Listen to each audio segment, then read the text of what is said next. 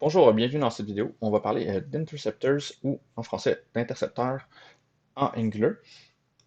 Alors, on commence. On a un projet de départ qui est principalement une démo d'utilisation de Spotify, de l'API de Spotify avec Angular.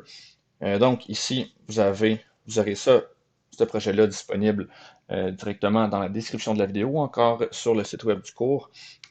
Euh, Vous devrez aller créer, donc si ce n'est pas déjà fait, un compte sur Spotify, sur l'API de Spotify et demander donc un client ID, un client secret. Vous pourrez mettre vos informations ici ou faire comme moi. Moi, je les ai mis directement donc dans le dossier environnement, dans le fichier d'environnement, pardon.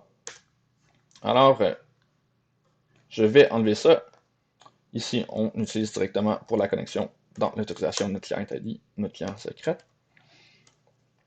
Alors, voilà, on va maintenant utiliser mes informations que je ne vous montrerai pas. On a le projet qui compile, puis si on regarde maintenant, qu'est-ce qu'on avait au départ? On vient se connecter, on reçoit un token. Une fois qu'on a un token, on peut faire différentes recherches. On voit qu'on réussit à trouver notre artiste et à partir de l'artiste, on peut donc récupérer ses différents albums. Donc, on part avec ça parce qu'on utilise ici un principe de token. Ça va être super intéressant pour montrer un peu comment les intercepteurs fonctionnent. Donc, les intercepteurs, c'est un composant Angular qui va venir, donc ça dit, intercepter chaque requête HTTP qui va être envoyée à partir de notre application Angular. Euh, ça veut dire que on va pouvoir modifier ou non au besoin, mais on va pouvoir modifier chacune de nos requêtes qui s'en vont vers notre API, euh, vers un API ou ailleurs. Ça va être vraiment intéressant parce qu'on a des trucs qu'on doit faire à chacune de nos requêtes. Donc ici, on voit, on construit HTTP Options avec, donc toujours la même en tête, on doit toujours ajouter donc notre token à nos entêtes pour que nos requêtes fonctionnent. C'est un peu, dans le fond, ça devient un automatisme. Ben, pourquoi pas l'encapsuler dans un intercepteur et arrêter d'y penser. Puis en même temps, faire un seul traitement, donc qui va être uniforme, qu'on n'aura pas besoin de passer notre application, donc chaque requête une à une, si jamais on décide de changer des trucs qu'on a besoin dans notre en-tête. Alors, comment on fait ça? On va venir en console. Donc, pour que ça fonctionne, ce que je vais faire là, il faut au moins que votre projet soit en Angular 9 ou plus. Il me semble que c'est 9, mais si vous l'avez créé dernièrement, ça devrait être Angular 11 sûrement. Moi ici, mon projet est en Angular 10, donc ça va fonctionner. Alors, on utilise ng ici pour donc Angular, et on va utiliser l'option de génération, donc ng generate. Euh, si vous êtes comme moi, vous avez sûrement installé Angular Files ou Angular Schematics. Euh, les options ne sont pas toutes là. Donc, on va venir directement dans la ligne de ouais, en console, en ligne de commande, venir écrire ng generate. Ensuite, qu'est-ce qu'on veut générer? Ici, ça va être un interceptor. Interceptor. Puis là, on va l'appeler ici comme qu'on a un exemple pour Spotify. Appelons-le donc Spotify. Et on voit ici, c'est venu nous créer donc notre interceptor.ts. Donc, si on remarque l'interceptor, si on voit que c'est un injectable qui implémente HTTP interceptor. Donc, par défaut, on a ça ici. Maintenant, si on regarde, okay, on va commencer juste par voir à quel moment ce qui est déclenché, qu'est-ce qui se passe. Donc, on va juste se mettre un log pour comprendre par où ça passe. Oups. Je suis dans l'interceptor. Et voilà, on a un petit log comme ça. Normalement aussi, je crois que ça doit être... Je croyais que ça devait absolument être ajouté au app module. Il semblerait que non. Donc, tant mieux. On a juste besoin ici de mettre notre injectable. Parfait. On va regarder maintenant. Est-ce que ça a modifié quelque chose? Alors, on va recharger notre application au complet. on se rappelle qu'on l'a arrêté, donc on va plutôt la redémarrer. Pardon.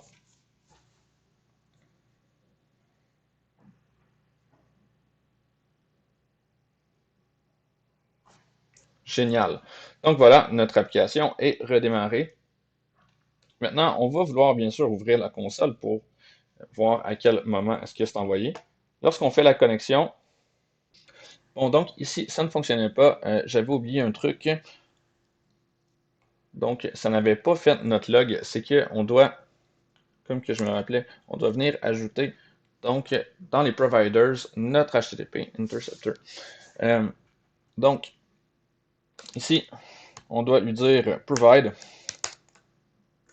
C'est peut-être provides minute. J'ai mon cheat sheet juste ici. Provide. OK, bon. Voilà. HTTP interceptors. Ensuite, okay, on lui dit quelle classe utiliser. Alors ici, c'est donc Spotify Interceptor. Et on peut mettre l'option multi à true. Donc, à quoi est-ce que cette option va servir? Principalement, c'est pour qu'il puisse avoir plusieurs instances de l'intercepteur qui roulent en même temps. Comme qu'on risque de possiblement faire plusieurs requêtes HTTP simultanément, ça peut être pratique de mettre multi à true. Donc, voilà, on a ajouté notre configuration dans le app module. Alors maintenant, si on revient donc dans notre application ici, ok, ça roule toujours. Ok, bon, on va sauvegarder, ça va aider. Alors ici, ça devrait avoir rechargé notre page, voilà. Et lorsqu'on fait connexion, bon, on voit ici, avant de recevoir, avant d'envoyer la requête, on voit qu'on est passé dans l'intercepteur. Et si on fait une recherche pour trouver un artiste, donc, on va encore passer dans l'intercepteur. Alors, on voit qu'avant chaque requête, maintenant, ça utilise notre intercepteur. Parfait. Donc, ça va nous permettre de faire des trucs vraiment intéressants, c'est-à-dire venir ajouter une en-tête à chacune de nos requêtes. Donc, principalement, ici, on va pouvoir venir automatiser la création de notre HTTP Options. Donc, cette partie-là où on ajoute notre token à notre en-tête HTTP, qui est un automatisme dans le fond, mais on va vouloir directement l'automatiser dans notre interceptor. Donc, on va venir mettre ça pour avoir une base avec laquelle travailler. On va venir mettre ça dans notre interceptor ici. Donc là, on voit qu'il y a certains petits problèmes, comme entre autres, on n'a pas le token, on n'a pas accès au token dans ce fichier. Pour notre exemple ici, ce qu'on va venir faire, ça va être, on va se faire un service. Donc, simplement, ça va faire un petit service, appelons-le token service, pour qu'on puisse partager donc cette information-là, le token, entre plusieurs fichiers. Donc, simplement, ça va rester très, très simple. On va juste venir se faire ici un token qui va être donc un string qui par défaut donc va être égal à nul. Voilà. Et ensuite, il va suffire d'utiliser notre service ici. Donc, token service. Bon. On va mettre ça comme ça. Ok, normalement, devrait nous avoir fait notre include. Génial. Et lorsqu'on récupère le token, en place de le mettre dans une variable locale, plutôt dans une propriété de notre component, on va venir utiliser donc notre token service, le add this, bon parfait, this.tokenService.token égale le token qu'on a reçu. Parfait. Donc là, on garde notre token dans un service. Il suffit maintenant d'utiliser ce service-là aussi. Donc, on va aller l'injecter dans notre intercepteur. Donc, voilà. Ici, on va recevoir notre service token. On l'importe. Super. On peut commencer à l'utiliser. Donc, directement ici, token service.token. OK. Donc, on vient de régler un de nos problèmes. Maintenant, comment est-ce qu'on va écrire la partie HTTP option?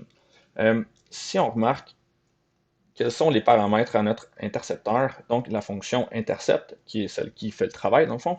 On reçoit ici la requête, puis on reçoit un objet next qui est un HTTP handler, donc principalement, qu'est-ce qu'on veut faire avec la requête. C'est quoi la prochaine étape, donc le next. Donc, comment on va faire, on voit que ce qui se passe ici, c'est principalement, on lui dit, bon, ben, qu'est-ce que tu fais avec la requête? Ben, tu la handle, donc tu la gères, tu la fais normalement. On veut juste qu'en chemin, on vienne modifier l'entête. Comment on va écrire ça? Donc, on doit ici, on va changer un petit peu de syntaxe. Donc, ce qu'on doit faire, c'est un clone de la requête présente. Donc, on va venir la cloner. Mais dans le clone, minute, je crois que c'est des options à l'intérieur ici de clone. Je vais utiliser ma cheat sheet encore. Clone, ouais, exactement. Donc, dans le clone, on peut lui dire ici, donc set headers. Et puis là, on va pouvoir ici venir mettre nos nouveaux headers, exactement comme ce qu'on avait fait juste ici.